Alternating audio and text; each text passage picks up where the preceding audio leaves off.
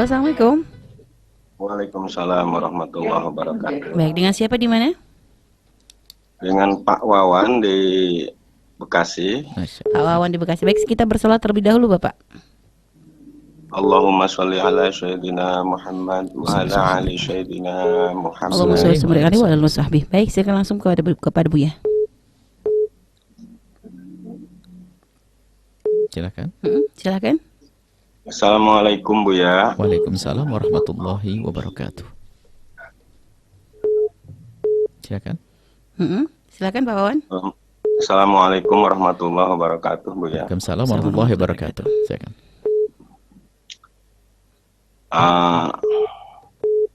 Ini masalah tadi yang Buya katakan tentang masalah umi atau masalah orang tua jadi guru di rumah.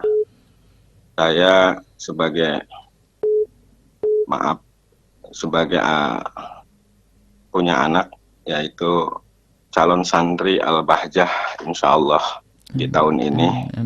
Termasuk udah jadi santrinya Al-Bahjah di tahun ini, udah diterima alhamdulillah.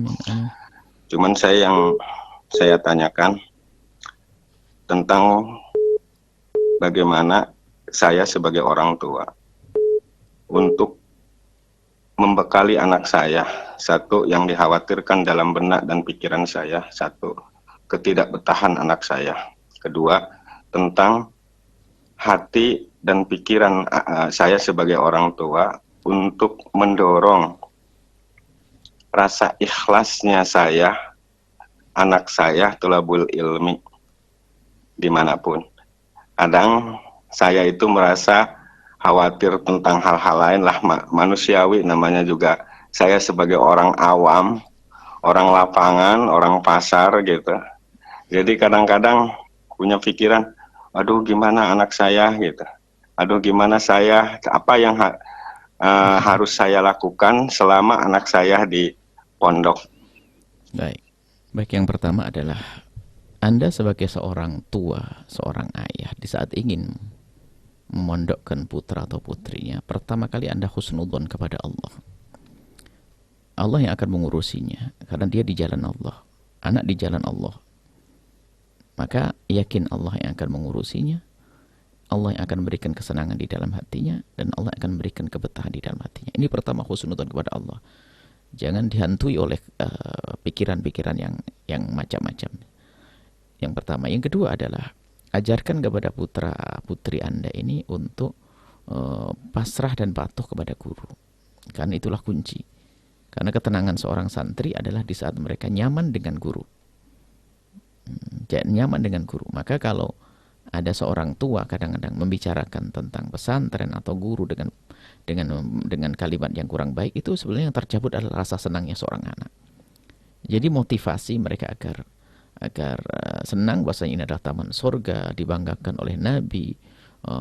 Kemudian kita sampaikan bahwasanya manfaatnya sangat besar, lihat nggak ada gangguan. Kalau di luar bagaimana keadaannya, Masya Allah, di luar biasa, di dalam pondok aman, kamu dijaga dan seterusnya. Kemudian yang ketiga adalah sebagai seorang tua ini kunci yang luar biasa utama, tapi sering dilupakan juga. Pasrah orang tua kepada pesantren. Sebab dan selama ini yang terjadi memang, kalau ada orang tua sudah mulai bikin aneh-aneh, itu tiba-tiba saja ini dalam kenyataannya yang tercabut adalah rasa betahnya sang anak. Padahal dalam hitungan para asatid, anak ini adalah anak yang baik. Prestasi juga bagus, senang. Bahkan dibincangkan di kalangan asatid akan diprogramkan yang lebih besar lagi dalam pendidikannya.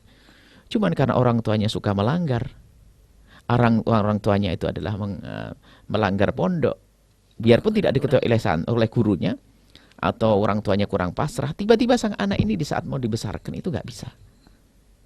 Tiba-tiba saja ada tidak betah, lalu ingin macam-macam, ada alasan. Maka dari itu ini termasuk kunci yang luar biasa yang sering dilupakan oleh para wali santri adalah pasrah. Pasrah dan serahkan. Kan sebelum menyekolahkan anak kan sudah milih tempat. Nah, ini makanya nanti dalam memondokkan anak itu jangan hanya browsing di internet, kita harus tahu di mana anak kita belajar, lingkungannya aman atau tidak, baik atau tidak, baru setelah itu kita masukkan dan kita pasrah. Memberikan kritikan sifatnya membangun, ya boleh-boleh saja kan, tapi kalau bahasa yang menjadikan ketika tidak bahasa kurang pasrah kepada pesantren, itu akan menjadikan di anak itu sendiri tidak betah. Nah, itu tidak bisa dibohongin, karena di tarbiyah ini, tarbiyah bukan tarbiyah akliyah saja, tapi ada tarbiyah ruhiyah, ada rohaniyahnya. Batin itu sangat diperhatikan dalam dunia pesantren. Karena batin itu yang sambung antara guru murid, guru dengan murid, guru murid sampai kepada baginda Nabi sallallahu alaihi wasallam. Itu mungkin yang terpenting. Kemudian jangan lupa rizki yang halal yang Anda kirimkan untuk anak-anak Anda. Ini yang keempat. Jangan sampai kita memberikan kepada anak kita asal makanan. Karena apa? Itu yang akan saripatinya akan menjadi penggerak berpikir putra-putri Anda untuk memahami ilmu. Kalau ternyata penggeraknya adalah sesuatu yang kotor, maka ilmu itu tidak akan nyangkut dengan baik. Kalaupun dapat ilmu, menjadi ilmu tidak manfaat. Mungkin itu yang perlu kami sampaikan. Adapun